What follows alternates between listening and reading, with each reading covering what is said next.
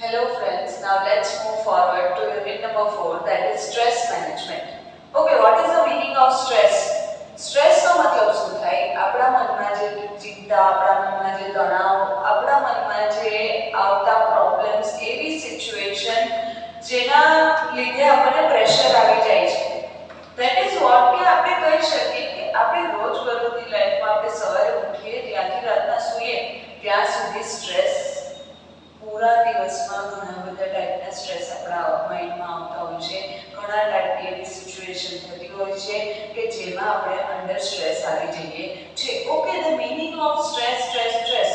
આપણે સ્ટ્રેસનો મિનિંગ કહી શકીએ કે આપણામાં એવી એક ઇમોશનલ માઇન્ડસેટ આવી જાય છે કે જેમાં આપણને ટેન્શન આવવા માંડે છે કે આપણે શું કરશું હવે, નાઉ વોટ ટુ ડુ. હવે શું થશે? આપણા મગજમાં આ બધી જે ચિંતાઓ આવે છે, તણાવ આવે છે, આ બધી વસ્તુઓને મેનેજ કરવું. મતલબ ચિંતા તો આવતી જ રહેશે, પણ એ ચિંતાને આપણે કેવી રીતના સંભાળીએ છીએ એની કળાને કહેવામાં આવે છે સ્ટ્રેસ મેનેજમેન્ટ. હવે અત્યારના ટાઈમમાં તમારે તમારી વર્ક લાઈફમાં, વર્ક પ્લેસમાં સ્ટ્રેસ મેનેજમેન્ટ કરવું બહુ જરૂરી છે. કેમ કે જો તમારું સ્ટ્રેસ મેનેજ નહીં થાય તો તમને આગળ વધવામાં ઘણી બધી વસ્તુઓ હેરાન કરી શકે છે. ફર્સ્ટ ઓફ ઓલ, સ્ટ્રેસના લીધે તમારી ફિઝિકલ હેલ્થ બગડી શકે છે, સ્ટ્રેસના લીધે તમારી મેન્ટલ હેલ્થ બગડી શકે છે, અને આ બે થવાના કારણે તમારું ડેવલપમેન્ટ અટકાઈ જાય છે. તો તમારું ડેવલપમેન્ટ ના અટકાય, તમને continuous promotion, continuous career development મળે, એના માટે stress management is important thing. So now let's start with the unit. Question number 1. Explain meaning and explanation of stress management approaches. Stress management approaches. આપણે જોયું what is the meaning of stress. પાછું એકવાર આપણે brief introduction લઈએ કે stress નો meaning શું થાય. Stress is an automatic physical, mental and emotional response to a difficult event. ઘણીવાર એવા ડિફિકલ્ટ ઇવેન્ટ્સ આવી જતા હોય છે, ડિફિકલ્ટ સિચ્યુએશન આવી જતા હોય છે. એવા સિચ્યુએશનમાં આપણું બોડી એક નેચરલ રિસ્પોન્સ આપે છે. એ નેચરલ રિસ્પોન્સને આપણે કહી શકીએ, એ ફિઝિકલ રિસ્પોન્સને આપણે કહી શકીએ છીએ stress. When used positively, stress can lead to growth, action and change, but negative long-term stress can lessen your quality of life. Obviously, જો તમે સ્ટ્રેસને પોઝિટિવલી લેશો, મતલબ ટેક ફોર એન એક્ઝામ્પલ, તમે કોઈ જગ્યાએ લેટ પહોંચો છો અને તમને સ્ટ્રેસ આવી ગયું કે બાપ રે, હવે તો હું લેટ પહોંચી ગઈ, મારી જોબ પર હું લેટ પહોંચી ગઈ, કે મારી જોબ પર હું લેટ પહોંચી ગઈ. હવે આ ટાઈમે તમને સ્ટ્રેસ આવશે તો સ્ટ્રેસફુલ સિચ્યુએશનમાં એક્સિડન્ટ થવાના ચાન્સીસ છે. સામે બોસ શું કહે છે, સેલેરી કટ થઈ જશે, આવા બધા ઘણા બધા વિચારો આપણા માઇન્ડમાં આવતા હોય છે.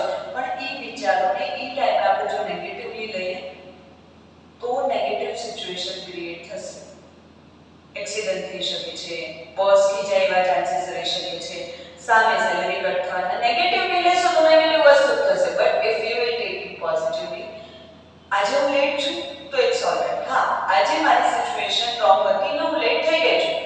નાઉ નેક્સ્ટ ફ્રોમ ટુમોરો હું એ વસ્તુ રિપીટ નહીં કરું તો મારો ગ્રોથ થશે. એવરી ડે હું લેટ પહોંચું ને એવરી ડે સ્ટ્રેસફુલ સિચ્યુએશનમાં આવું, એના કરતાં બેટર છે કે એને પોઝિટિવલી લઈને એ એક્શનમાં કંઈક ચેન્જ લઈ આવું. એક્શનમાં ચેન્જ લઈ આવીશ તો stressful situation all over release થઈ જશે. મતલબ આપણી ક્વોલિટી ઓફ લાઈફ જ્યારે આપણે સારી બનાવી છે, જ્યારે આપણે આપણી ક્વોલિટી ઓફ લાઈફ ઇમ્પ્રૂવ કરવી છે, ત્યારે we have to take our stress positively. Stress management offers a range of ways to help you better deal with stress and difficulty, also called adversity in your life. Managing stress can help you lead a more balanced and healthier life. Stress management techniques જે આપણે અહીંયા યુનિટમાં શીખવાના છે, એ stress management techniques જો તમે તમારી લાઈફમાં યુઝ કરશો તો એના લીધે તમારું સ્ટ્રેસ ઘણું મેનેજ થઈ શકે છે. તમારી લાઈફ પણ એકદમ બેલેન્સ ને એકદમ હેલ્ધીયર લાઈફ તમે જીવી શકો છો. તો હવે આપણે આગળ જોઈએ સ્ટ્રેસ મેનેજમેન્ટના approaches. Learning skills such as problem solving, focusing on important tasks first and managing your time. Most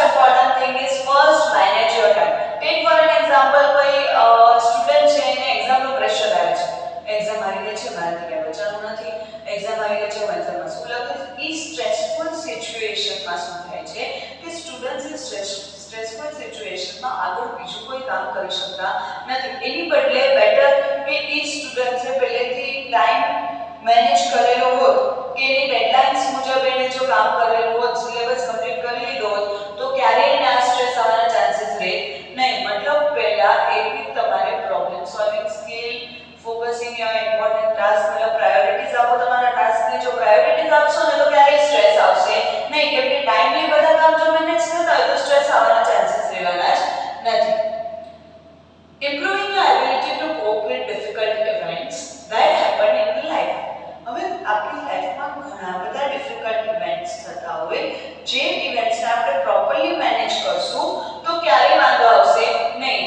આપણે લોકોએ એ જ શીખવાનું છે સ્ટ્રેસ મેનેજમેન્ટ, કે ડિફિકલ્ટ સિચ્યુએશનમાં આપણે આવી ગયા છે. કે ફોર એન એક્ઝામ્પલ આપણે કોઈ રસ્તા પર જઈ રહ્યા છે અને આપણે જીપીએસની લોકેશનની મદદથી આપણે લોકો એ રસ્તા પર જઈએ છીએ, પણ સિચ્યુએશન એવી આવે છે કે જીપીએસ આપણને રોંગ ડિરેક્શન દેખાડે છે. રોંગ ડિરેક્શન દેખાડે છે ને આપણે એવી જગ્યાએ આવીને ઊભા રહ્યા છે કે આપણે લોકો આગળ જઈ શકીએ એમ નથી, આગળ કોઈ રસ્તો જ નથી દેખાતો. તો એ સિચ્યુએશનમાં આપણે લોકો પેનિક થવાની બદલે કંઈક રસ્તો ગોતવાની ટ્રાય કરીએ તો વાંધો આવશે નહીં. એ સિચ્યુએશનમાં આપણે જો ત્યાં બેઠા બેઠા એમ કહી દો હવે ક્યાં જાઉં, મારે શું કરું, એવી બધી વસ્તુઓ કરવા કરતાં better cope up with that difficult situation. Improve your ability to cope up. આવા તો ઘણા બધા સિચ્યુએશન આપણી લાઈફમાં આવતા હોય કે કરો યા મરો, આવી સિચ્યુએશન પણ આવી જતી હોય છે. We all know that. તો આપણી લાઈફમાં આ બધી સિચ્યુએશન્સને કોપ અપ કરવાની એબિલિટી જો આપણામાં હશે, જો આપણામાં ઇમોશનલ અવેરનેસ હશે કે કયા ટાઈમે કેવી રીતના રિએક્ટ કરવું, how to control our sense, તો એના માટે આપણે લોકો સ્ટ્રેસ મેનેજમેન્ટની સ્કિલ આપણે શીખવી જરૂરી છે. જો સ્ટ્રેસ મેનેજમેન્ટની સ્કિલ તમે શીખી લાવશો તો તમને આ બધી સિચ્યુએશનમાંથી નીકળવાના ચાન્સીસ બહુ વધારે છે. તમારી ફિઝિકલ હેલ્થ, તમારી મેન્ટલ હેલ્થ બધું સારું રહેવાના ચાન્સીસ છે. Next one is practising relaxation techniques. Most important thing આપણે લોકો જોઈએ છે કે અત્યારના ટાઈમમાં લોકો યોગા, મેડિટેશન, બ્રીથિંગ આ બધી વસ્તુઓ પર વધારે ફોકસ છે. શું કામ? Because this are the techniques, exercise, prayer, આ બધી પોઝિટિવ ટેકનિક્સ છે કે જેના લીધે આપણું મેન્ટલ હેલ્થ એકદમ સારી રહે છે. મેન્ટલી આપણા જે પ્રોબ્લેમ્સ છે, આપણા મેન્ટલ સ્ટેબિલિટી સારી રહે છે, આપણું સ્ટ્રેસ રિલીઝ થાય છે. જો મેન્ટલ હેલ્થ સારી હશે તો તમારી ફિઝિકલ હેલ્થ સારી હશે. ફિઝિકલ હેલ્થ તમારી સારી હશે તો જ તમે તમારા કરિયરમાં ક્યાંક ને ક્યાંક આગળ વધી શકશો. Improving your personal relationship. Obviously જો તમે સ્ટ્રેસફુલ સિચ્યુએશનમાં નથી તો તમે લોકો સાથે પણ હળીમળીને રહી શકશો અને લોકો સાથે પણ તમારા રિલેશન સારા બનાવી શકશો. તો આ બધી વસ્તુ આપણને આમાં શીખવાડવામાં આવી કે સ્ટ્રેસ મેનેજમેન્ટ કરવું હોય તો કયા કયા અપ્રોચીસ પર કામ કરવું. એક ક્વિક રિવ્યુ આપણે લઈ લઈએ. સ્ટ્રેસ મેનેજમેન્ટ કરવું હોય તો પહેલા તમારે પ્રોબ્લેમ સોલ્વિંગ સ્કિલ છે, મેનેજિંગ યોર ટાઈમ, પ્રાયોરિટીઝ આપવાની છે તમારા ટાસ્કને, આ બધી વસ્તુઓ શીખવી પડશે. Next thing, sense of control, emotional awareness રાખીને કોઈ ડિફિકલ્ટ સિચ્યુએશન છે એમાંથી બહાર આવવાની ટ્રાય કરવાની છે. નેક્સ્ટ વન આપણે અહીંયા જોયું કે એવા રિલેક્સેશન ટેકનિક્સ તમે શીખો. યોગા છે, મેડિટેશન છે, ટાઈચી મતલબ માર્શલ આર્ટ્સ ઘણા લોકો કરતા હોય છે, એક્સરસાઇઝ, પ્રેયર, આ બધી વસ્તુઓ તમે જ્યારે કરશો ત્યારે તમારું સ્ટ્રેસ આપોઆપ મેનેજ થઈ શકે છે. Is it clear? તો ક્વેશ્ચન નંબર 1 આપણે અહીંયા કમ્પ્લીટ કરીએ છીએ. Come to question number 2, that is explain causes of stress at workplace. હવે તમને અહીંયા ઘણા બધા કોઝિસ આપેલા છે કે તમારું વર્ક પ્લેસમાં તમને સ્ટ્રેસ આવવાના ચાન્સીસ છે. એના કોઝિસ શું છે, કઈ રીતના તમારી વર્ક પ્લેસ પર, મતલબ તમે જ્યાં જોબ કરો છો, તમે તમારો બિઝનેસ જ્યાં ચલાવો છો, તમે જે જગ્યાએ તમારું કામ કરો છો એ જગ્યાએ કયા રીઝન્સથી તમને સ્ટ્રેસ આવવાના ચાન્સીસ રહેશે. ચલો તો આપણે જોઈએ one by one. First one is manage workloads. First one is high workloads. High વર્કલોડનો મીનિંગ શું થાય કે જ્યારે ઓર્ગેનાઇઝેશનમાં એમ્પ્લોઈઝને કેપેસિટી કરતાં વધારે કામ આપવામાં આવે છે. કોઈ એમ્પ્લોયની કેપેસિટી છે કે 8 થી 1 નું કામ કરી શકે છે, એનાથી વધારે એની capacity mental health, physical health નથી, પણ છતાં પણ એને બાદ એને વર્કલોડ આપવામાં આવે છે ત્યારે એને સ્ટ્રેસ આવવાના ચાન્સીસ વધારે છે. તમે કોઈ માણસને પોતાની કેપેસિટીથી વધારે કામ આપો તો એ માણસ હી ઇઝ યોર એમ્પ્લોય, એને તમારું કામ કરવું પડશે, પણ એની સામે એના માઇન્ડમાં એટલું સ્ટ્રેસ આવશે કે તમે જે વર્કલોડ આપેલું છે એ વર્કલોડમાં એ કામ તો નહીં જ કરી શકે, સાથે સાથે જે કામ એ કરે છે મેઇન વર્ક એનું જે છે એ વર્કમાં પણ ડિસ્ટર્બન્સ ક્રિએટ થવાના ચાન્સીસ રહેશે. Point number 2 is insufficient workload. હવે આપણે જોયું હાઈ વર્કલોડ મતલબ વધારે ઓવરબર્ડન પણ એમ્પ્લોયને કરવાનું નથી, પણ એની સામે ઇનસફિશિયન્ટ વર્કલોડ મતલબ જે એમ્પ્લોયની કેપેસિટી છે, જે એમ્પ્લોયની ડિગ્નિટી છે, જે એમ્પ્લોયની ક્વોલિફિકેશન છે એ પ્રમાણે જો તમે એમ્પ્લોયને કામ ના આપો તો પણ એમ્પ્લોયને સ્ટ્રેસ આવવાના ચાન્સીસ છે. ટેક ફોર એન એક્ઝામ્પલ, તમે કોઈ એમ્પ્લોયને as an accountant, as an HR hire કર્યો છે, પણ એને તમે HR નું કોઈ કામ ના આપો, કોઈ અકાઉન્ટન્ટ નું કામ ના આપો અને તમે ખાલી ને ખાલી એમના પાસે એડમિન વર્ક કરાવ્યા કરો તો હી વિલ ફીલ કે આ તો મને યુઝલેસ ગણી છે, મારી સ્કિલ્સ જે છે, મારી જે ક્વોલિફિકેશન છે એ પ્રમાણે મને કામ જ નથી આપતા, તો ત્યારે પણ એમ્પ્લોયના મગજમાં સ્ટ્રેસ આવવાના ચાન્સીસ રહેશે. Third one is lack of control. Lack of control મતલબ આપણી ઓર્ગેનાઇઝેશનમાં જે કામ કરે છે, જે એમ્પ્લોઈઝ કામ કરે છે એના પર જો મેનેજરનું કંટ્રોલ નહીં હોય તો એ ટાઈમે કામમાં ડિલેસ થશે, કામમાં સ્ટ્રેસફુલ સિચ્યુએશન્સ આવશે, એ કામ પ્રોપરલી નહીં થાય તો એમ્પ્લોઈઝને અને મેનેજરને બેને સ્ટ્રેસ આવવાના ચાન્સીસ છે. Next one is no support. No support મતલબ જ્યારે એમ્પ્લોઈઝ કામ કરે છે, એમ્પ્લોઈઝના કામમાં જ્યારે એમના મેનેજર્સ, એમના ટોપ મેનેજમેન્ટ, એમના જે ઓથોરિટીઝ છે એમને સપોર્ટ નથી કરતા કે પછી એમ્પ્લોઈઝનો environment, work environment, work place એવું નથી કે જ્યાં બધા એકબીજાને સપોર્ટિવ સિચ્યુએશનથી કામ કરે તો એ ટાઈમે સ્ટ્રેસ આવશે. કેમ કે ઘણીવાર આપણે ઘણા બધા પ્રોબ્લેમ્સમાં આવી જતા હોય છે આપણા વર્ક પ્લેસ પર, તો આપણા પાસે કોઈ હોવું જોઈએ who can support us. તો આપણને સપોર્ટ કરવાવાળા માણસ જો નહીં હોય, તો one who doesn't support us in our organization, તો આપણને સ્ટ્રેસ આવશે કે યાર હું આ સિચ્યુએશનમાં છું ને મને કોઈ સપોર્ટ કરવાવાળો માણસ નથી. Next one is lack of skills. હવે લેક ઓફ સ્કિલ્સનો મતલબ શું કે મને જે વસ્તુ આવડતી જ નથી. ટેક ફોર એન એક્ઝામ્પલ, કોઈ એમ્પ્લોયીને કોમ્પ્યુટર વર્ક નથી આવડતું, એનામાં કોઈ કોમ્પ્યુટર વર્ક કરવાની સ્કિલ્સ જ નથી, પણ સ્ટાર્ટિંગમાં જ આવતા તો એને કોમ્પ્યુટર વર્ક આપી દો કે do this work, you have to complete this task, it is your duty. જો આ રીતના હું કોઈને કહું લેક ઓફ સ્કિલ્સ છે એનામાં, અને લેક ઓફ સ્કિલ્સ છે ને આઉટ ઓફ સ્કિલ્સ આપણે જો એને કામ સોંપીએ છીએ કે ભાઈ એને કોમ્પ્યુટર વર્ક નથી આવડતું, વી શુડ નોટ ગિવ હિમ. હા, ધીમે ધીમે તમે એને શીખવાડી શકો છો, પણ ફર્સ્ટ થિંગ ઇઝ જો તમે સ્ટાર્ટિંગમાં જ એને કોમ્પ્યુટર વર્ક આપી દો, એને નથી આવડતું એ જ કામ એને સ્ટાર્ટિંગમાં આપો, એના સ્કિલ્સ બહાર તો એના માઇન્ડમાં સ્ટ્રેસ આવવાના ચાન્સીસ રહેશે. Next one is adapting to change. હવે ઘણીવાર શું થાય છે, ઓર્ગેનાઇઝેશનમાં નવી નવી ટેકનોલોજી આવે છે, નવા નવા ચેન્જીસ આવે છે, માર્કેટ ટ્રેન્ડ્સ ચેન્જ થાય છે, ચેન્જીસ આવે છે, તો એ ચેન્જીસ સાથે કોપ અપ કેમ કરવું, એ ચેન્જીસને ઓવરકમ કેમ કરવા, એ ટેન્શનમાં એમ્પ્લોયઝના માઇન્ડમાં સ્ટ્રેસ આવશે કે જો હું આ સિચ્યુએશનને ટેકલ નહીં કરી શકું તો, જો મને નહીં આવડે તો નવી ટેકનોલોજી યુઝ કરતા, જો મને ચેન્જીસને અડોપ્ટ કરતા નહીં આવડે તો શું થશે. એમ્પ્લોયના માઇન્ડમાં જ્યારે ચેન્જીસ ઓર્ગેનાઇઝેશનમાં એડોપ્ટ થાય છે ત્યારે પણ સ્ટ્રેસફુલ સિચ્યુએશન આવે છે.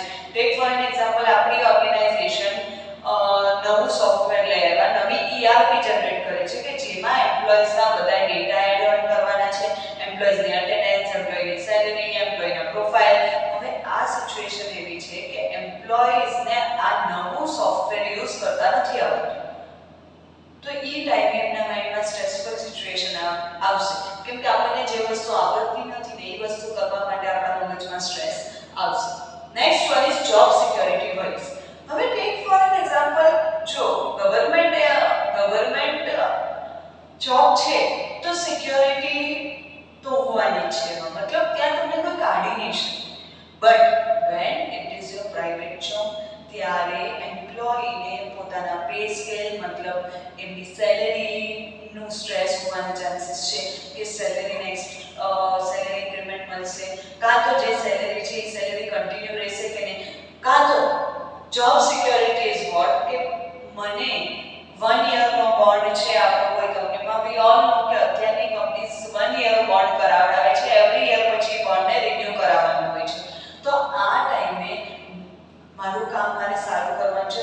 કામ સારું નહીં કરું તો કંપની મને ફાયર કરી દેશે. તો આવા જોબ સિક્યોરિટીના વરીઝ આપણા માઇન્ડમાં હોય છે, તો એ ટાઈમે એમ્પ્લોયીને સ્ટ્રેસ આવવાના ચાન્સીસ છે. Next one is bullying or harassment.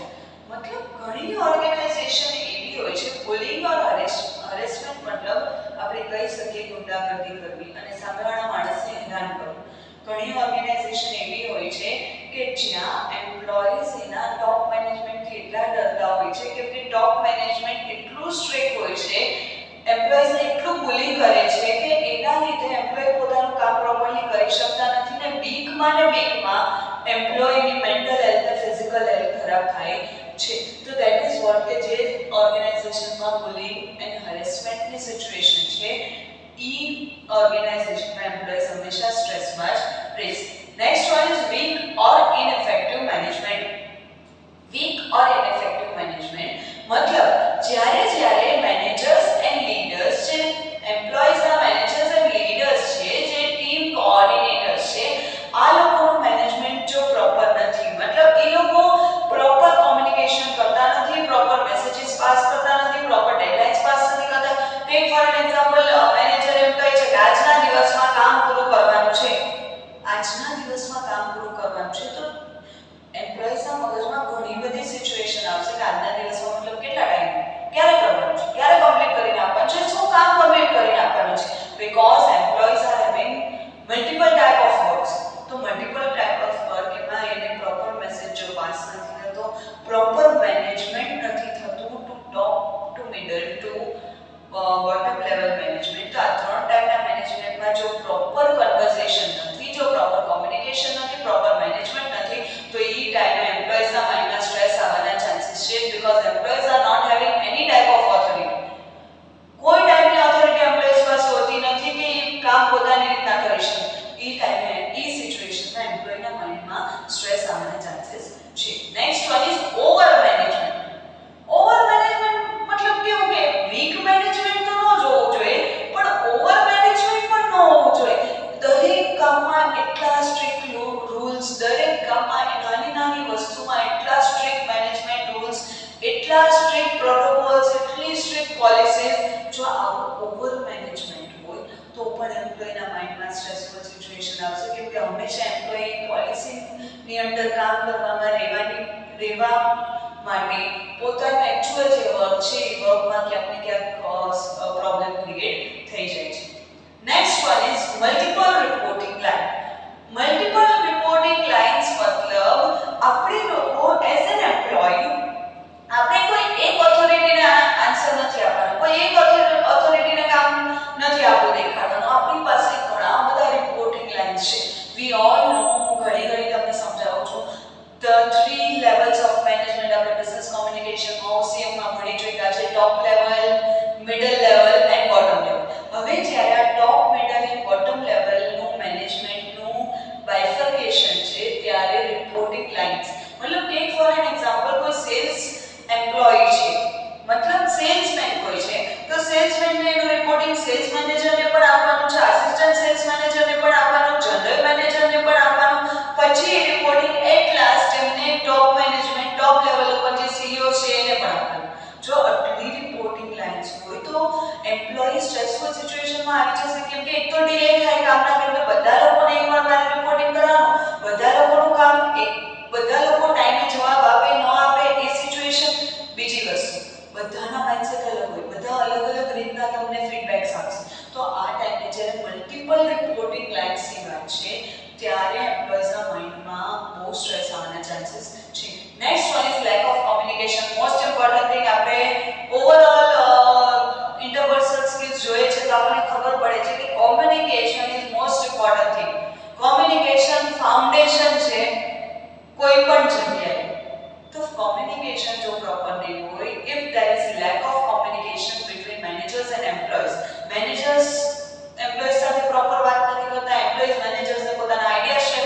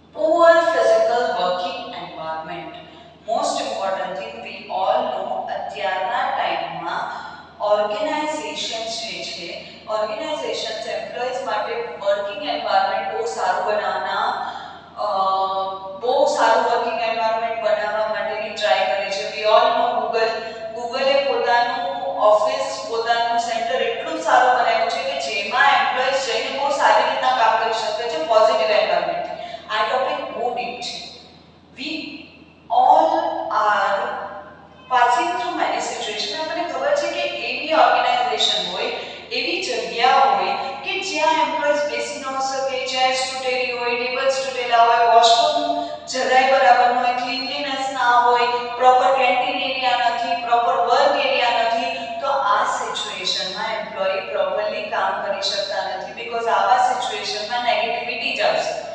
Physical environment જો સારું હશે, મતલબ જો પ્રોપર એમ્યુનિટીઝ, પ્રોપર એમ્બિયન્સ એમ્પ્લોયીઝને મળશે. હા, એમ્પ્લોયીઝ કોઈ હોટેલમાં નથી જતા, બટ હોટેલમાં નથી જતા એની સામે જે વર્ક એન્વાયરમેન્ટ છે, આપણું કામ ક્યારે જ સારું આપણે કરી શકશું જ્યારે આપણું સરાઉન્ડિંગ સારું છે. તો સરાઉન્ડિંગ જો ઓર્ગેનાઇઝેશન સારું રાખશે તો એમ્પ્લોયીઝના માઇન્ડમાં સ્ટ્રેસ નહીં આવે, તો કામ સારી રીતના થઈ શકે છે. We all no, we all can experience કે આપણે જો સારી ઓફિસ, આમ સરસ દેખાતી ઓફિસ હશે, સરસ ફેસિલિટીઝ વાળી ઓફિસ હશે, એમાં કામ કરવું આપણને બહુ ગમશે. પણ એની બદલે જ્યારે આપણે એકદમ નોર્મલ ઓફિસીસ લાઈક કેવી આમ નોર્મલ એક દુકાન જેવી ઓફિસ હોય ને એમાં કોઈ એમ્યુનિટીઝ હોય, ખાલી એક ચેર આપેલી હોય, તો એવી જગ્યાએ કામ કરવામાં બધા લોકોને પ્રોબ્લેમ આવશે ને બધા લોકોને સ્ટ્રેસ આવશે, કેમ કે નેગેટિવ સિચ્યુએશન આપણા માઇન્ડમાં ક્રિએટ કરે છે. તો this are 13 points of causes of stress at workplace. જ્યારે વર્કપ્લેસમાં એમ્પ્લોયીઝને સ્ટ્રેસ આવે છે તો એના બધા રીઝન્સ છે. Is it clear? તો આ તો આપણે કોઝિસ જોઈએ. Now we will learn stress management techniques. Let's move towards next slide. Question number 3. Explain stress management techniques. Stress management techniques આપણે જોઈ શકીએ છીએ કે તમે કઈ રીતના તમારું સ્ટ્રેસને મેનેજ કરી શકો છો. એમાં આપણને અલગ અલગ ટાઈપની ટેકનિક્સ આપેલી છે. આપણે એ ટેકનિક્સને બ્રીફલી લર્ન કરીએ. First one is time management. Most important thing time management. આપણે ટાઈમ મેનેજમેન્ટનો મીનિંગ આપણને ખબર છે, તો આપણે પહેલા ટાઈમ મેનેજમેન્ટમાં કરવાનું શું છે સ્ટ્રેસ ન આવે એના માટે? Prioritise your work, prioritise your task. મતલબ જે અર્જન્ટ ટાસ્ક છે, જે અર્જન્ટ કામ છે, એ અર્જન્ટ કામ સૌથી પહેલા પૂરા કરો. પછી સેકન્ડ મોસ્ટ ઇમ્પોર્ટન્ટ વર્ક, પછી થર્ડ મોસ્ટ ઇમ્પોર્ટન્ટ વર્ક. મતલબ તમારો ટાઈમ જો તમે પ્રોપર મેનેજ નહીં કરો, જો પ્લાન નહીં કરો, તો તમને લાસ્ટ મિનિટ પ્રેશર આવવાના ચાન્સીસ છે કે ભાઈ એક ટાઈમે તમને એવું પ્રેશર આવશે કે તમે લોકો એ કામને કમ્પ્લીટ તો નહીં કરી શકો, સાથે સાથે તમારી મેન્ટલ અને ફિઝિકલ હેલ્થમાં પણ પ્રોબ્લેમ આવશે. મતલબ prioritise your task. You need to give priorities. કોઈ સ્ટુડન્ટ છે, એની એક્ઝામ આવે છે, તો એક્ઝામ પહેલા જો ટાઈમ ટેબલ પ્રિપેર કરીને ચાલશે, 1 કલાક રોજ ભણશે તો વાંધો આવશે નહીં. હવે છેલ્લી રાતે એમ કહે કે મારે આખો સિલેબસ ભણવાનું છે, તો સ્ટ્રેસ આવવાના ચાન્સીસ છે જ. સ્ટ્રેસ આવશે કે સવાર સુધી મને કેવી રીતના 12 વાગે સ્ટાર્ટ કર્યો, સવાર સુધી કેવી રીતના આખો સિલેબસ કમ્પ્લીટ કરું. તો ધેટ ઇઝ વોટ કે તમારા ટાઈમ મેનેજ જો તમે કરશો તો વાંધો આવશે નહીં. એમ્પ્લોયીઝને કોઈ ટાસ્ક આપવામાં આવ્યું છે, તો એમ્પ્લોયીઝને 15 દિવસ આપ્યા ટાસ્ક કમ્પ્લીટ કરવા માટે, તો એમ્પ્લોયી 12 દિવસ સુધી આરામથી બેસે ને છેલ્લા 3 દિવસમાં કામ કમ્પ્લીટ કરવા માટે દોડે. મતલબ આખો દિવસ એ કામ માટે આખો દિવસ એનામાં જાય એનું એ કામ કમ્પ્લીટ કરવા માટે. તો એ ટાઈમે એને સ્ટ્રેસફુલ સિચ્યુએશન આવશે ને ઘણીવાર એવું પણ થશે કે લાસ્ટ મિનિટ ઉપર એ કામ કમ્પ્લીટ પણ નહીં થાય. મતલબ શું કરવાનું છે? તમને જે ટાસ્ક આપવામાં આવ્યો છે, break it into smaller divisions. Smaller ડિવિઝન્સમાં તમે એને બ્રેક કરશો તો વાંધો આવશે કે મારે 15 દિવસ પછી કમ્પ્લીટ કરવાનું, તો કલાક એ કામ કરી લો તો 15 દિવસ સુધી મારું કામ આરામથી કમ્પ્લીટ થઈ શકે છે. તો that is vote first thing is manage your time. Second one is self limitation. Most important thing is recognize your physical and mental limits to prevent burnout and unnecessary pressure. ઘણા એમ્પ્લોયીઝ શું કરે છે કે પોતાનું પરફોર્મન્સ હાઈ કરવા માટે, પોતાનું વધારે સારા કામ કમ્પ્લીટ કરવા માટે, પોતાને પ્રમોશન કરવા માટે પોતાની ફિઝિકલ અને મેન્ટલ હેલ્થ જ્યાં સુધી બગડી ન જાય ને ત્યાં સુધી કામ કરે છે. અનનેસેસરી પ્રેશર લઈને કામ કરે છે. લાઈક રાત જાગે, એટલું કામ કરે છે for developing themself, for financial motive. આ એક અલગ મોટિવ છે. આ રીતના કામ કરે છે. તો first thing is please keep your limitation, self limitation રાખશો કે મારાથી આટલું જ કામ થઈ શકે એમ છે, ટુ ઓનલી રાઈટ. કેમ કે આમાં શું થશે કે તમારી ફિઝિકલ હેલ્થ બગડશે, તો જેટલું કામ તમે એક્ચ્યુઅલી કરવા માંગો છો એ કામ તો નહીં જ થાય ને.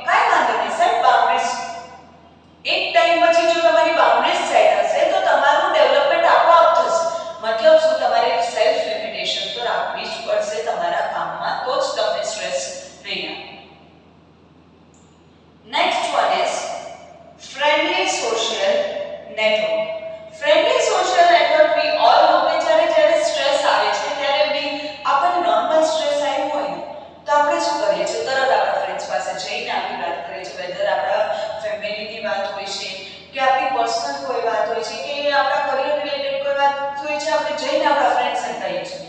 તો એ ટાઈમે શું થાય છે, આપણને એક સપોર્ટ મળે છે, એક ઇમોશનલ સ્ટ્રેન્થ મળે છે ફેમિલી એન્ડ ફ્રેન્ડ્સ સાથે કે આજે તમારી સાથે આવું થયું. મતલબ જ્યારે તમારા રિલેશનશિપ લોકો સાથે સારા છે, વર્ક પ્લેસમાં તમારા રિલેશન સારા છે, તમારી પાસે કોઈ ફ્રેન્ડ છે, તમારી પાસે તમારા કોઈ એવા રિલેટિવ્સ છે, તમારા ફેમિલી મેમ્બર્સ છે જેને જઈને તમે તમારા પ્રોબ્લેમ્સ કહી શકો છો, તો એ ટાઈમે તમારું સ્ટ્રેસ રિલીઝ થઈ શકે છે. Share your concerns with trusted people to reduce stress and gain new perspective. શું થશે, તમારા ફ્રેન્ડ પાસે જઈને તમે વાત કરશો કે હું આ પ્રોબ્લેમમાં આ સિચ્યુએશનમાં, ટેક ફોર એન એક્ઝામ્પલ, કોઈની જોબ ડેન્જર સિચ્યુએશનમાં છે કે ટાર્ગેટ્સ કમ્પ્લીટ નથી કર્યા, ડેડલાઇન્સ અચીવ નથી કરી, એની સ્ટ્રેસફુલ સિચ્યુએશનમાં જે જઈને ફ્રેન્ડ્સને કહેશે, તો friends can guide them, friends can give them some perspective કે તમે આ રીતના કામ કરો, તમારી ડેડલાઇન્સ કમ્પ્લીટ થશે, આઈ વિલ સપોર્ટ યુ.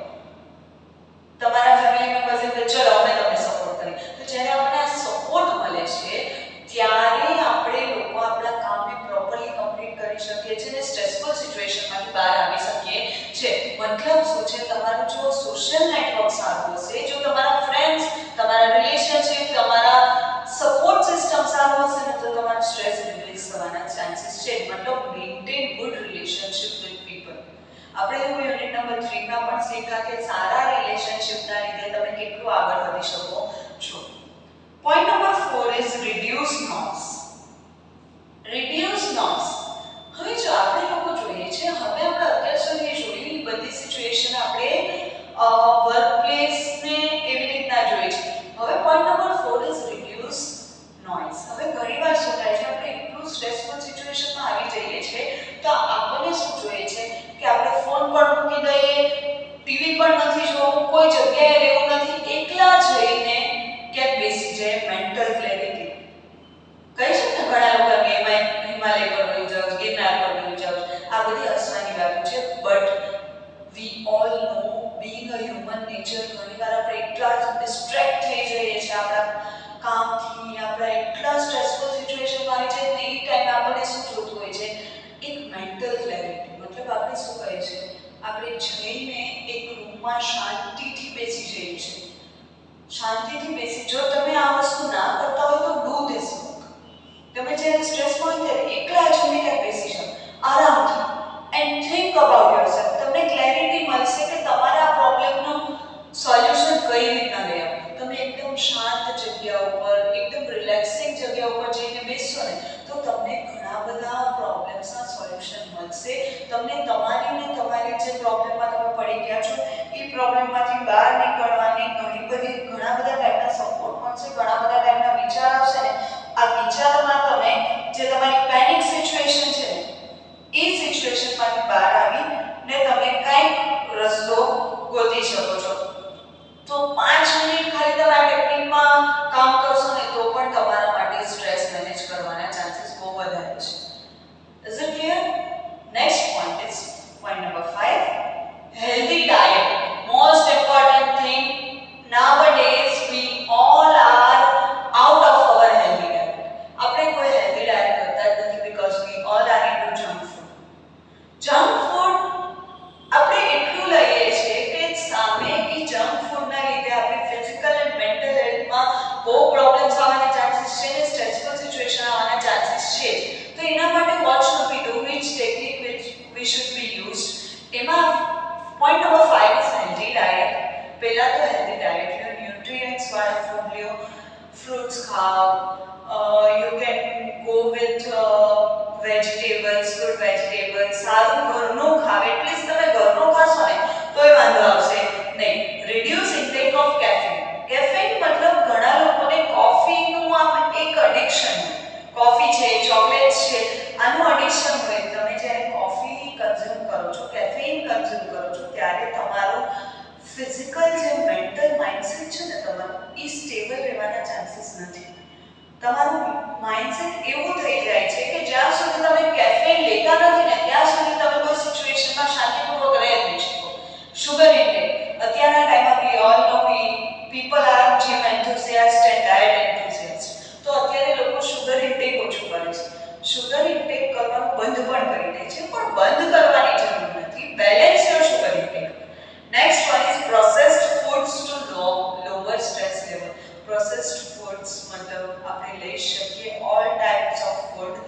જે ઇન્ડસ્ટ્રીઝમાં બને છે. Industrial processed food are too much bad for our physical health as well as our mental health. આ બધી વસ્તુ આપણે કન્ઝ્યુમ કરીએ છીએ ને આપણે ભાવે બહુ છે, ટેસ્ટફુલ હોય છે, આપણને બહુ મજા આવે છે, આપણે એ વસ્તુઓ કન્ઝ્યુમ કરીએ છીએ ને ત્યારે, પણ એના લીધે સ્ટ્રેસ આવવાના ચાન્સીસ છે. અને જો આ બધી વસ્તુ તમે સ્ટોપ કરો છો તો તમારું સ્ટ્રેસ એકદમ રિલીઝ થઈ શકે છે. હેલ્ધી ડાયટ જો તમે બેલેન્સ કરશો તો ક્યારેય વાંધો આવશે નહીં. હજી આપણે લઈ શકીએ કે તમારું ડાયટ શેડ્યુલ, સવારે વહેલા ઉઠીને નાસ્તો કરવાનો, આપણે કહી શકીએ બપોરના વહેલું જમી લેવાનું, રાતના 7 વાગ્યા પહેલા જમી લેવાનું. આ બધી વસ્તુઓ આપણું સ્ટ્રેસ રિલીઝ કરવા માટે હેલ્પ કરી શકે છે. Point number 6 is exercise. Exercise. Most important thing. We all know exercise કરવાથી ઘણી બધી વસ્તુઓમાંથી આપણે બહાર આવી શકીએ છીએ. ઘણી બધી એવી સિચ્યુએશન હોય છે, ઘણા લોકો ડિપ્રેશનમાં આવી જતા હોય છે, એવા લોકો એક્સરસાઇઝ કરીને પણ એ સિચ્યુએશનમાંથી બહાર આવી જાય છે. ફિઝિકલ ટેન્શન આપણા માઇન્ડમાં જે ડિપ્રેશન સિચ્યુએશન છે એને આપણે રિલીઝ કરી શકીએ છીએ થ્રુ એક્સરસાઇઝ. એક્સરસાઇઝની અલગ અલગ એક્ટિવિટીઝ છે. ઘણા લોકો વોકિંગ કરવા જાય છે, સ્ટ્રેચિંગ કરે છે, સ્પોર્ટ્સ બોડી એક્ટિવ કરે છે, સાયકલિંગ કરતા હોય છે, સ્વિમિંગ કરતા હોય છે. આ બધી એક્સરસાઇઝ તમે કરી શકો છો. Next one is meditation. Meditate કરવું, વી ઓલ નો મેડિટેશન. અત્યારના ટાઈમમાં લોકો મેડિટેશનથી એન્થુસિયાસ્ટ થાય છે. લોકોમાં મેડિટેશનનું મોટિવેશન આવવા માંડ્યું છે. લોકો યોગા પર ફોકસ કરવા માંડ્યા છે, મેડિટેશન પર. ડીપ બ્રીથિંગ ટેકનિક્સ, આ બધી deep breathing techniques, yoga, meditation, we all know કે ઘણા બધા એવા યોગા સેન્ટર્સ, એવા નેચરોપેથિક સેન્ટર્સ ઓપન થયા છે કે જ્યાં લોકો જઈને પોતાનું સ્ટ્રેસ રિલીઝ કરી શકે છે. પણ આપણે જો આપણી રેગ્યુલર લાઈફમાં મેડિટેશન, યોગા, આ બધી વસ્તુઓ એટલીસ્ટ હાફ એન આવર આપણા ડેઈલી શેડ્યુલમાંથી આપણે ખાલી હાફ એન આવર મેડિટેશન માટે, યોગા માટે, એક્સરસાઇઝ માટે કાઢીએ તો પણ આપણી લાઈફમાં ઘણા બધા ચેન્જીસ આવવાના ચાન્સીસ છે. Last one, that is point number 8, sleep habit. We all know અત્યારના ટાઈમમાં આપણે રાતના 1 વાગ્યા સુધી ફોન સ્ક્રોલ કરતા હોય છે, ઇન્સ્ટાગ્રામ રીલ્સ જોતા હોય છે. સવારે આપણે લોકો આપણી સ્લીપ હેબિટ કેવી થઈ ગઈ છે અત્યારના ટાઈમમાં, specially for Gen Z generation. Sleep habit કેવી થઈ છે, રાતના આપણે લેટ સૂઈએ છીએ, સવારના આપણી પાસે એટલું બધું કામ છે ને કે સવારના આપણે લોકો એકદમ અર્લી મોર્નિંગ ઉઠી જતા હોય છે. ઘણા લોકોને અપડાઉન કરવાનું હોય છે ભણવા માટે, ઘણા લોકોને સવારે 8 વાગ્યાના લેક્ચરમાં પહોંચવાનું હોય છે, ઘણા લોકો એવા છે જે લાઈક કેવું છે કે ઓફિસમાં જવાનું હોય છે, જોબ કરતા હોય છે, તો સવારના વહેલું ઉઠવું ને રાતના મોડું સૂવું ને બપોરની સ્લીપ આપણા પાસે હોતી નથી. એકચ્યુઅલી બપોરની સ્લીપ સારી પણ નથી, પણ ઘણીવાર આપણી સ્લીપ જો મેન્ટેન નથી રહેતી, સ્લીપ શેડ્યુલ, આપણે કહી શકીએ ડોક્ટર્સોને બધાનું કહેવાનું એવું હોય છે, રિપોર્ટ્સ એવું કહે છે કે એક માણસમાં 7 to 8 આવર્સની સ્લીપ હોવી જરૂરી છે. જો 7 to 8 આવર્સની પીસફુલ સ્લીપ એ માણસમાં નથી, જો સ્લીપ ક્વોલિટી સારી નથી, એમાં 7 to 8 આવર્સમાં રાતના સૂતા હોય તો વિચારો કે નીચે ફરતા હોય.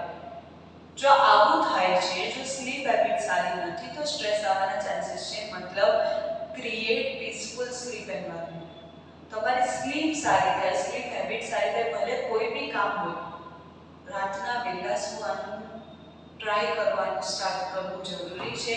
બીકોઝ જો સ્લીપ હેબિટ સારી નથી તો તમે તમારી લાઈફમાં આગળ વધી શકતા નથી. Sleep schedule is most important thing. Sleep schedule મતલબ આપણે ઘરની જેમ સૂવાનું પણ નથી કન્ટિન્યુઅસલી, મતલબ સવારે 11 વાગે ઉઠે, સવારે 10 વાગે ઉઠે કે નહીં સ્લીપ હેબિટ સારી કરવી છે, એવી વાત નથી. દિવસની 8 કલાક કમ્પ્લીટ કરો તો તમારી સ્લીપ સારી રીતના, આમ તો કહેવામાં આવે છે કે એક માણસે 6 to 8 hours, મતલબ minimum 6 hours to maximum 8 hours સૂવાની જરૂર છે. તો એટલી સ્લીપ હેબિટ જો આપણી સારી હશે તો સ્ટ્રેસફુલ સિચ્યુએશનમાંથી આપણે બહાર નીકળી શકશું. આપણા માઇન્ડને પણ શાંતિ જોઈતી હોય, તો જ્યારે આપણે સ્લીપ સિચ્યુએશનમાં હોય છે ત્યારે આપણું માઇન્ડ એકદમ મેન્ટેન રહે છે. તો એ ટાઈમમાં આપણી સ્લીપ હેબિટ સારી હશે તો સ્ટ્રેસફુલ સિચ્યુએશનમાંથી બહાર આવી શકશું. આપણે 8 પોઈન્ટ્સ જોયા સ્ટ્રેસફુલ સિચ્યુએશનમાંથી બહાર આવવા માટે. સ્ટ્રેસ મેનેજમેન્ટ ટેકનિક્સ આપણે 8 ટેકનિક્સ જોઈ. Is it clear? So now let's move to the next question, that is question number 4. Explain decision making skills. હવે decision making skills મતલબ શું? ફર્સ્ટ ઓફ ઓલ જ્યારે આપણે સ્ટ્રેસ મેનેજ કરવાની techniques આપણામાં સારી છે, જો આપણો સ્ટ્રેસ મેનેજ થઈ ગયો છે તો આપણામાં ડિસિઝન મેકિંગ સ્કિલ્સ સારી હશે. એ અઝ્યુમ કરવામાં આવે છે કે આપણું જો સ્ટ્રેસ મેનેજ થઈ ગયો છે, આપણું માઇન્ડ એકદમ શાર્પ છે, તો આપણા ડિસિઝન મેકિંગ સ્કિલ્સ સારા હશે. Decision making means what? તમારે તમારી લાઈફમાં ઘણા બધા એવા ડિસિઝન, લોજિકલ ડિસિઝન લેવા પડે છે. We all know, take for an example, તમે 10th માં હતા તો 10th પછી તમારે કોમર્સ લેવું, સાયન્સ લેવું, આર્ટ્સ લેવું, ડિપ્લોમા લેવું, કઈ ફિલ્ડમાં તમારે જાવ, ડિસિઝન લેવું પડ્યું. હવે તમે ડિસિઝન વાઇઝલી લ્યો છો, તમે ડિસિઝન કેવી રીતના લ્યો છો ને એ ઇમ્પોર્ટન્ટ છે. આપણી પાસે કોઈ બી સિચ્યુએશન હોય છે, એમાં ચૂઝ કરવાના ઘણા બધા રસ્તા હોય છે. આફ્ટર 12 કોમર્સ ચૂઝ થઈ ગયા પછી 12 પછી આપણી પાસે ઘણા બધા સિચ્યુએશન હતા. બીકોમ કરો, બીબીએ કરો, સીએ કરો, સીએસ કરો, બીસીએ કરો, બીકોમ કરો, ઘણા બધા સિચ્યુએશન આપણી પાસે હતા. હવે એ સિચ્યુએશનમાંથી બેસ્ટ અલ્ટરનેટિવ આપણા માટે શું છે, એ ઓપ્શન આપણે જ્યારે સિલેક્ટ કરવું છે, that is called decision making skill. હવે ઘણીવાર શું થાય છે, આ ડિસિઝન મેકિંગ સ્કિલ આપણા જે છે એ આપણે કેવી રીતે પરફોર્મ કરતા હોય છે. ઘણીવાર આપણે લોકો આપણા ઇન્ટ્યુશન, મતલબ આપણો એક્સપિરિયન્સ હોય છે, આપણે આપણા પાસ્ટમાં આપણે આપણા ફ્રેન્ડ્સ, આપણા ફેમિલી મેમ્બર્સને જોયેલા હોય છે અને આપણે એના ઉપરથી ડિસિઝન લઈએ છીએ કે આપણે બીકોમ કરવું છે. એના ઉપરથી આપણે ડિસિઝન લઈએ છીએ કે આપણે સીએ કરવું છે. મતલબ based on your experience or feeling થઈ શકે છે. Second one, based on reasoning, logic and analysis. મતલબ શું કે ઇન ફ્યુચર બીકોમ નો શું સ્કોપ છે, શું ઇન ફ્યુચર સીએ નો સ્કોપ છે, આવું લોજિકલ એનાલિસિસ કરીને પણ આપણે આપણા ડિસિઝન લીધા હોય છે. આ હું એક એક્ઝામ્પલ થ્રુ એટલે જ આવું છું કે પ્રોપર ડિસિઝન મેકિંગ સ્કિલ્સ તમને સમજે. કા પછી કોમ્બિનેશન ઓફ બોથ, મતલબ આપણા પાસ્ટ એક્સપિરિયન્સને પણ આગળ વધારીએ છીએ ને ઇન ફ્યુચર માર્કેટ એનાલિસિસ જોઈને પણ આપણો ડિસિઝન લે છે કે કયો કોર્સ આપણે ચૂઝ કરવો જોઈએ. હવે જ્યારે ડિસિઝન મેકિંગ સ્કિલ આપણે ઇફેક્ટિવ બનાવી છે, ત્યારે અમુક પોઈન્ટ્સ આપણે ધ્યાનમાં રાખવાના છે. First one is active listening. આપણે થ્રુઆઉટ ઇન્ટરપર્સનલ સ્કિલ્સ જોયું છે, communication and active listening, most important thing, and problem solving, time management. આ બધી વસ્તુઓ આપણે લોકો શીખી ચૂક્યા છે કે what is the importance of active listening. કે તમે જો સાંભળશો નહીં, લોકોની ગાઈડન્સ પ્રોપર નહીં સાંભળો, તો તમને આગળ સારા ડિસિઝન લેવા માટે સિચ્યુએશન્સ મળશે નહીં. તમારે સારા ડિસિઝન જ્યારે લેવા છે ત્યારે firstly you need to listen actively. Second one communication, લોકો સાથે વાતચીત તમારે બરાબર કરવી પડશે જો તમારે સારું ડિસિઝન લેવું હશે. મારે કયો કોર્સ ચૂઝ કરવો એના માટે કાઉન્સેલિંગમાં જાઉં છું તો મને મારા સર ટીચર શું સમજાવે છે, મને મારા ફ્રેન્ડ શું સમજાવે છે, મને મારા રિલેટિવ શું સમજાવે છે, મારે એને સવાલો પણ કરવાના છે, મારે એના સાથે વાતચીત પણ કરવાની છે, સાંભળવાની પણ છે એની વાત, કોલેબરેટ કરવું પડશે લોકો સાથે. ઇન્ટરપર્સનલ સ્કિલ્સ મતલબ આપણા એટિકેટ, આપણું mannerism, logic, critical thinking, problem solving and time management. આ બધી વસ્તુઓ જો હશે, combination of all this things, તો તમારા ડિસિઝન મેકિંગ સ્કિલ્સ ઇફેક્ટિવ બનશે. Good decision maker evaluate information, think clearly and consider both short-term and long-term consequences before making a choice. કોઈ પણ ચોઇસ, કોઈ પણ ડિસિઝન બનાવતા પહેલા સારા ડિસિઝન મેકર હશે ને પહેલા ઇવેલ્યુએટ કરશે કે હું આ વસ્તુમાં જઈ રહ્યો છું. ટેક ફોર એન એક્ઝામ્પલ, મેં કહું છું બીકોમ સિલેક્ટ કરી રહી છું, તો બીકોમ સિલેક્ટ કરી રહી છું તો એના લોંગ ટર્મ આસ્પેક્ટ શું હશે, લોંગ ટર્મ સિચ્યુએશન શું હશે, આફ્ટર 5 years બીકોમ ની શું વેલ્યુ હશે, મને જોબ મળી શકશે. શોર્ટ ટર્મ મતલબ શું, મારે જ્યારે ભણવા જાઉં છું ઓર્ગેનાઇઝેશનમાં ત્યારે હું પ્રોપરલી ભણી શકીશ, શું આ કોર્સ મારા માટે કામનો છે કે નહીં. મતલબ પ્રોપર ચોઇસ કરવા માટે, એકદમ ક્લિયર વિઝન કરવા માટે સારા ડિસિઝન મેકર પહેલા તો ઇન્ફોર્મેશનને ઇવેલ્યુએટ કરશે, ક્રિટિકલ થિંકિંગ લઈ આવશે. Decision making plays an important role in daily life as well as professional settings, from small tasks like scheduling meetings to major decisions like hiring employees and managing finances.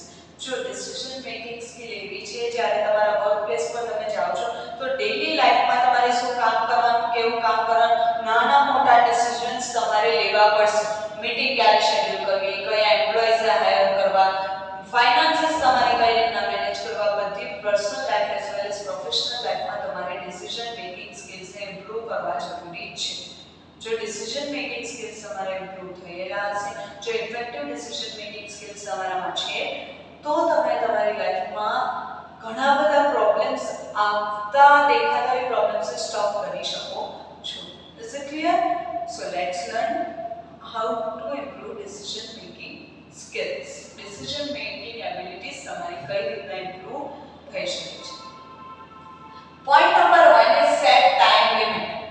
Most important thing આપણે લોકો stress મેનેજમેન્ટમાં પણ શીખા, interpersonal skill શીખ્યું, ત્યારે પણ શીખા, problem સોલ્વિંગમાં પણ શીખા, relationship બિલ્ડિંગમાં પણ શીખા. Most important thing is set time limit.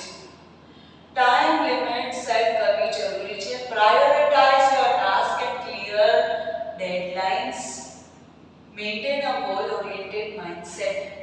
શું થાય છે, તમારી ટાઈમ લિમિટ જો સેટ હશે, જો તમારા પ્રાયોરિટીઝ સેટ હશે કે પહેલા તમારે શું કરવાની જરૂર છે. ઘણા સ્ટુડન્ટ્સ આપણે જોઈએ છે શું થાય છે, 12th પૂરું થાય ને એટલે કે મારે જોબ કરવી છે, મારે સીએ કરવું છે, મારે બીકોમ કરવું છે, મારે ભણવું છે. આવા ડિસિઝન તો પહેલા એમાંથી કોઈ એક ડિસિઝન ચૂઝ કરે છે કે ચલો આપણે હવે સીએ કરવું છે. સીએ કરવું છે તો સીએ માં પૂરતો ટાઈમ આપવો, ફોકસ કરવું જરૂરી છે. Take for an example, students BCom select કરે છે. બીકોમ સિલેક્ટ કરીને એમ કહે છે કે બીકોમ તો શું, હવે તો આપણે ઇન્ટર્નશિપ કરશું. ઇન્ટર્નશિપ કરશું તો શું કરે છે, એક્ઝામ ટાઈમે પણ એ જ ઇન્ટર્નશિપમાં કામ કરે છે, પણ એની સાથેની પ્રાયોરિટી શું છે, અત્યારે 3 વર્ષ ભણવું એની પ્રાયોરિટી છે. જો 3 વર્ષ ભણવામાં ધ્યાન નહીં દે અને કોઈ અધર એક્ટિવિટીઝમાં ધ્યાન દેશે તો એ ટાઈમે એનું ડિસિઝન પ્રોપર થઈ શકશે નહીં. મતલબ બીકોમ કરું છું, બીબીએ કરું છું, આઈએમબીએ કરું છું, સીએ કરું છું, સીએસ કરું છું, મારી પ્રાયોરિટી શું છે? 3 વર્ષની ડેડલાઈન મારી પાસે છે. 3 વર્ષની ડેડલાઈનમાં પહેલા મારે મારું કામ પ્રોપરલી કમ્પ્લીટ, મારું ભણવાનું પ્રોપરલી કમ્પ્લીટ કરવાની જરૂર છે. જો હું મારી પ્રાયોરિટી સેટ કરીશ, ટેક ફોર એન એક્ઝામ્પલ, ઓર્ગેનાઇઝેશનમાં તમને કોઈ ટાસ્ક આપવામાં આવ્યું છે, એ ટાસ્કમાં તમારે એક સ્મોલર પાર્ટ્સ બનાવવા પડશે કે કયું ટાસ્ક વધારે ઇમ્પોર્ટન્ટ છે, કયું ટાસ્ક લીસ્ટ ઇમ્પોર્ટન્ટ છે. તો એને તમે જો પ્રાયોરિટી સેટ કરશો તો વાંધો આવશે નહીં. Focus on making timely decision without aiming for perfection, accept good enough when appropriate. ઘણીવાર શું થાય કે પરફેક્શન કરવા માટે આપણે લોકો એટલો ટાઈમ કન્ઝ્યુમ કરી લઈએ કે આપણું એક્ચ્યુઅલ ઓપોર્ચ્યુનિટી આપણે મળે એની ઓપોર્ચ્યુનિટી વહી જાય છે. તો ઓપોર્ચ્યુનિટી ગ્રેબ કરવા માટે હંમેશા પરફેક્ટ બનવું જરૂરી નથી. ઘણીવાર ગુડ ઇનફ કામ થઈ ગયું છે, સારું કામ થયું છે, ઇટ્સ ઓલરાઈટ. ટાઈમ લિમિટમાં કામ કમ્પ્લીટ કરો. Point number 2 is gather information. કોઈ બી ડિસિઝન લ્યો છો પહેલા રિલેવન્ટ બેકગ્રાઉન્ડ ઇન્ફોર્મેશન તમારે લેવી જરૂરી છે. કોઈ પણ કામ તમે કરો છો, બેકગ્રાઉન્ડ ઇન્ફોર્મેશન વગર તમે જો કામ કરશો તો એ કામ તમારું ક્યારેય સારી રીતના કમ્પ્લીટ થઈ શકશે નહીં. Reduce uncertainty and build confidence by answering important questions before deciding. Most important thing, ફ્યુચરમાં અનસર્ટેનિટી આવવાના ચાન્સીસ છે, તો એ અનસર્ટેન સિચ્યુએશનમાં શું આપણું ડિસિઝન કામ લાગશે. તમે લોકોએ બીકોમ ચૂઝ કર્યું છે, you all are BCom students, you all are BBA students, may be આ બધા જે કોમર્સ ફિલ્ડના સ્ટુડન્ટ્સ છો તમે, તો કોમર્સ તમે ચૂઝ કર્યું છે તો શું ઇન ફ્યુચર કોઈ સિચ્યુએશન આવી, take for an example uncertainty આવી, લોકડાઉન આવ્યું હતું, તો આ ટાઈમે આ સિચ્યુએશનમાં શું તમે જે ફિલ્ડ ચૂઝ કરો છો એ ફિલ્ડ તમારા માટે કામની છે, ત્યારે તમને એ ફિલ્ડ કામ લાગશે કે નહીં લાગે. તો એનું પહેલા જ આપણે લોકો પ્રી સિચ્યુએશન ચેક કરી, બેકગ્રાઉન્ડ ઇન્ફોર્મેશન ચેક કરીને જ આપણે કોઈ વસ્તુ ચૂઝ કરવાની છે. ટેક ફોર એન એક્ઝામ્પલ, હું મારી જોબ ચૂઝ કરું છું ઇન અમદાવાદ. હવે અમદાવાદમાં હું મારી જોબ ચૂઝ કરું છું, મારું ડિસિઝન બનાવવાનું છે કે મારે અમદાવાદની જોબ ચૂઝ કરવી છે. હવે અમદાવાદની જોબ ચૂઝ કરું છું તો પહેલા મારે બેકગ્રાઉન્ડ ઇન્ફોર્મેશન ચેક કરવી પડશે. હું શું ત્યાં રહી શકીશ, શું ત્યાં મારી અફોર્ડેબિલિટી છે, મને જે ટાઈપની સેલેરી મળે છે એ પ્રમાણે મારી અફોર્ડેબિલિટી છે. મતલબ શું કે જ્યારે મારે ડિસિઝન લેવાના છે તો મારે ફ્યુચર સેટ કરીને ડિસિઝન લેવાના છે. યસ, ફ્યુચર આપણા હાથમાં નથી, પણ we will best try, we will do best try કે આપણું ફ્યુચર સિક્યોર થઈ જાય એના માટેનું કામ આપણે કરવાનું છે. તો ડિસિઝન એના માટે જ આપણે લેવાના છે. Next one is decipher facts versus opinions. ઘણીવાર આપણને કેવું થતું હોય છે કે માર્કેટમાં જે ડેટા આપણને મળે છે એની સામે જે ઓપિનિયન્સ, એની જે આપણે સામે જે પર્સનલ સિચ્યુએશન હોય છે એ સિચ્યુએશનમાં ચેન્જીસ હોય છે. તો આપણે શું કરવાનું છે? ઇન્ફોર્મેશન તો આપણે લેશું જ, પણ સાથે સાથે પર્સનલ ઓપિનિયન પણ આપણે લેવાના છે. આપણે ઘણીવાર એવું હોય કે આપણે ઘણીવાર ઓર્ગેનાઇઝેશન આપણે વિચાર કરીએ છીએ, કોઈને આપણે હાયર કરવાની વાત કરીએ છીએ તો હાયર કરવામાં આપણે ઘણીવાર એવું થાય એનું રેઝ્યુમ જોઈએ બહુ સારા માણસ છે, પણ એક્ચ્યુઅલ જ્યારે આપણે એને હાયર કરીએ છીએ ત્યારે એક્ચ્યુઅલ આપણે જ્યારે બેકગ્રાઉન્ડ ઇન્ફોર્મેશન એની ચેક કરીએ છીએ, એના ઓપિનિયન્સ લે છે ને ત્યારે આપણે ખબર પડે છે કે આ માણસ હાયર કરવા જેવો નથી. કેમ કે આ માણસ આગળ જઈને આપણે ઓર્ગેનાઇઝેશનમાં કઈ પ્રોબ્લેમ ક્રિએટ કરી શકે છે, કઈ સિચ્યુએશન એવી ક્રિએટ કરી શકે છે જે સિચ્યુએશનના લીધે ઓર્ગેનાઇઝેશનને લોસ થઈ શકે છે. વાઇસ વર્સા ઘણીવાર એવું પણ થાય છે, આપણે કોઈ માણસને ઇન્ટરવ્યુ ટાઈમે નેગેટિવ માની લે છે કે નહીં આ માણસને આપણે લોકો હાયર કરી શકીએ એમ નથી, પણ એક્ચ્યુઅલ જ્યારે બેકગ્રાઉન્ડ સર્ચ કરીએ, જ્યારે ઓપિનિયન સર્ચ કરીએ, જ્યારે ઇવેલ્યુએટ કરીએ ને ત્યારે આપણને ખબર પડે છે કે નહીં આ માણસ તો બહુ સારા છે, આપણે આને હાયર કરવા જરૂરી છે. મતલબ always work on facts as well as opinions. બે વચ્ચે તમે કામ કરશો ત્યારે તમે આગળ વધી શકશો. Is it clear? Point number 4 is ways pros and cones.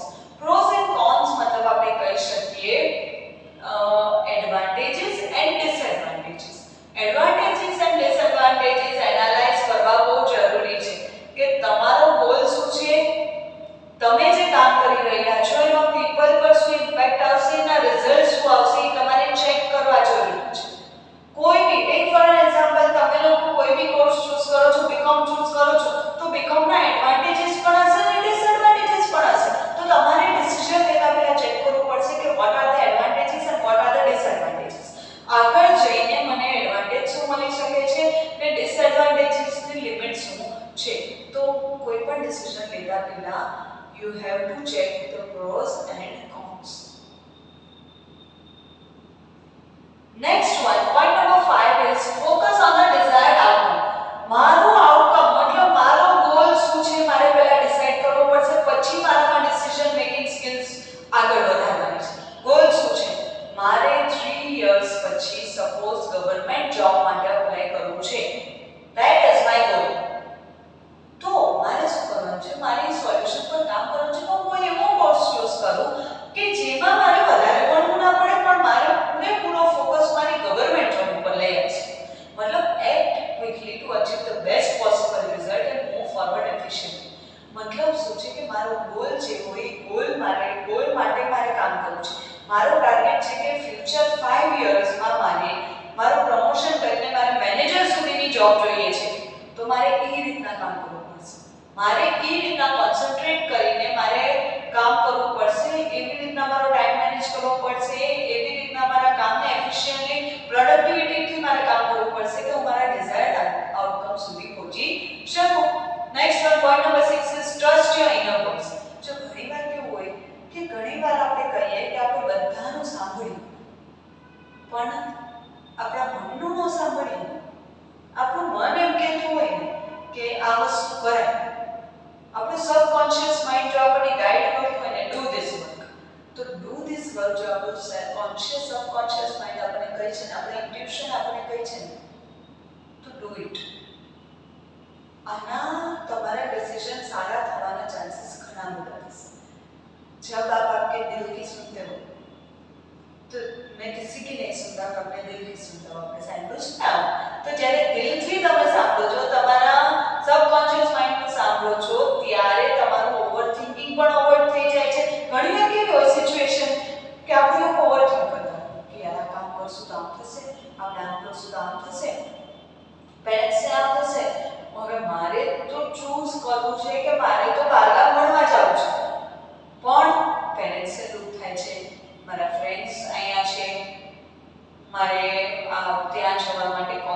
વધી જાય છે. આ બધી સિચ્યુએશનની વચ્ચે જો એકવાર તમારા સબકોન્શિયસ માઇન્ડ તમને એમ કહે કે you will do all this things, मतलब आप अपने दिल की जब सुनते हो, ट्रस्ट योर इनर वॉइस ने જ્યારે તમે સાંભળો ત્યારે તમારા ડિસિઝન સાચા પડવાના ચાન્સીસ થોડા વધી જાય છે, ઇન્ક્રીઝ થઈ જાય છે. Next one, point number 7 is be flexible. Be flexible મતલબ હંમેશા તમને વિન-વિન સિચ્યુએશન મળવાની જરૂર નથી. હંમેશા વિન-વિન સિચ્યુએશનમાં આવો એવું જરૂરી નથી. ઘણીવાર તમારે તમારા ડિસિઝનમાં કોમ્પ્રોમાઇઝ કરવું પડે છે. It is necessary that if situations are so કે તમારે ત્યાં કોમ્પ્રોમાઇઝ કરવું પડશે. મેં ડિસિઝન બનાવી લીધું છે કે મારે અમદાવાદ ભણવા જવું છે, પણ સિચ્યુએશન, ફેમિલી સિચ્યુએશન એવા આવી ગયા છે, સિચ્યુએશન એવા ક્રિટિકલ થઈ ગયા છે કે જે ટાઈમે તમારે કોમ્પ્રોમાઇઝ કરવું જરૂરી છે. તો એ ટાઈમે આપણું માઇન્ડસેટ એકદમ ફ્લેક્સિબલ હોવું જોઈએ. આપણે ફ્લેક્સિબલ માઇન્ડસેટથી કામ કરશું ત્યારે આપણે વિન-વિન સિચ્યુએશન